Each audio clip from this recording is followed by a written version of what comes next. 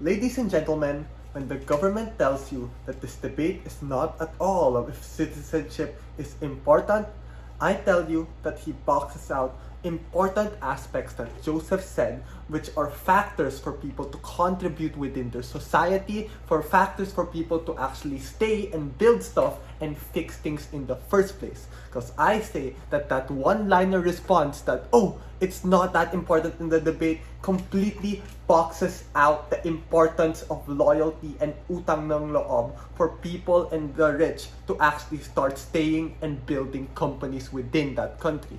Now, before that, I'm going to say things to make sure that everyone understands what our side is about. Just because we can does not mean we should. Wanting X does not make X correct. In fact, it's on side government that you continue to break the social contract you had with your state, because the way society functions is two-way. That is to say, government to person and person to government. The harm on government is it becomes a race to the bottom, ladies and gentlemen. And we have to tell you that the previous speaker tells you about these specific instances wherein we can change our statehood and citizenship, but this is because there is a mutually beneficial social contract. For instance, you are working or going there and while still paying taxes and remittances to your country in our side. But on side government, they portray it as fine and good. But in reality, there is a breach of social contract when you become an enemy to the state. The metric that side government tries to champion is this economic incentive. This is the point where a lot of this opportunity gets abused and concentrated among the wealthy and privileged. But as what government is running away from is the failed state.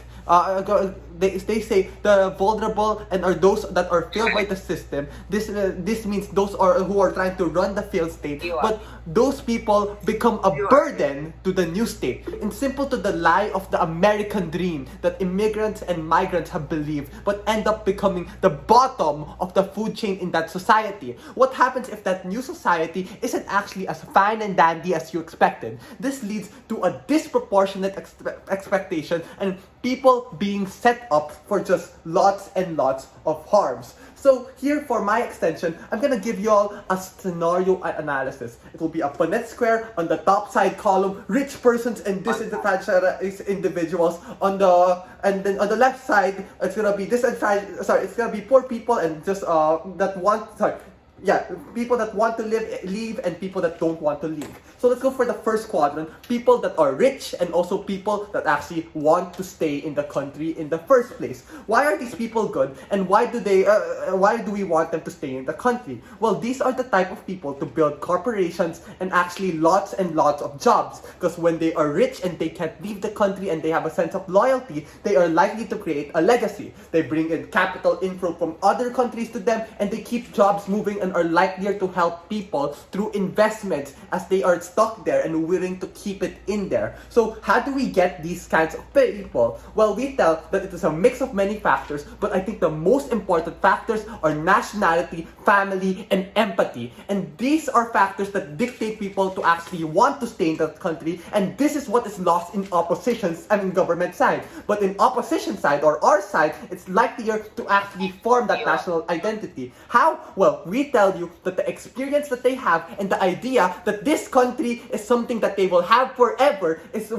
card that makes them feel that it is important. That is why we are telling you that this is an important part of the debate, that government can't just say it's not important because it's dismissive at best. And if they know at any time they can, and now that they know that anytime they can sell their license to be a country citizen, this becomes a commodity now, as opposed to something that they actually have to be a birthright that they have to keep here and actually stay. So this leaves an incentive for people to not care as much when they are rich and at the top of the food chain, and likelier for them to just want to leave. And let's look at their family. If they are rich, they are just likely to buy citizenships out of these countries because they can just buy a random middle class white man's citizenship and then get out of Philippines, get out of India, and whatever is left is going to be even worse in the other side, because it is easier to set up somewhere else when there is a lot more money coming in that side, and you can start successfully in there if you're already rich. But let's look at the comparative, the bottom left third quadrant in the Punnett square, where you're a privileged person and leaves. Well, this is now worse for the country in itself, as they are usually people that are kind of smart and lots of resources. It's more likely to give a brain drain. Oh, now before 6, I'll take your POI. Go.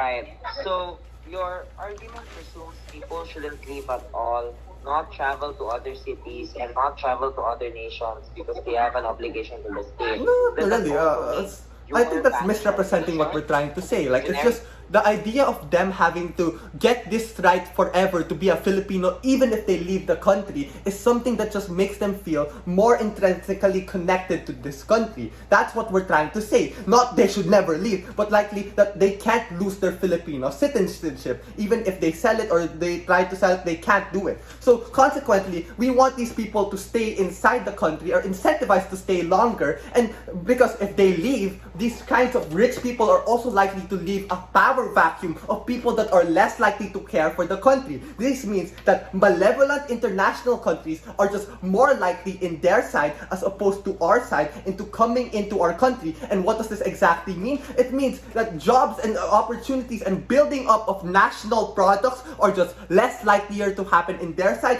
and it's just going to be one multinational company that is likelier to actually succeed as opposed to local businesses growing from the ground up from that country. This leaves a lot of people in trouble and actually leads to a lot of economic abuses within countries. And now we're also telling you why it's important for these non-privileged people to stay. Non-privileged people are also incentivized to keep this idea that their country is important to them. This is important because if they keep going to these greener pastures hoping for success, what ends up happening is they're going to be in that bottom of the country, and even if they do succeed, they don't help the country, as to what Joseph said earlier. They're less likely to give remittances because what they end up doing is earn money in that rich country until they can buy more citizenships for their family members to join them. And what ends up happening there? Less likely money to go within our country and less likely success for the country itself. In our side, we want people to develop these poor third world countries for a chance to fight against first world and develop. But in their side,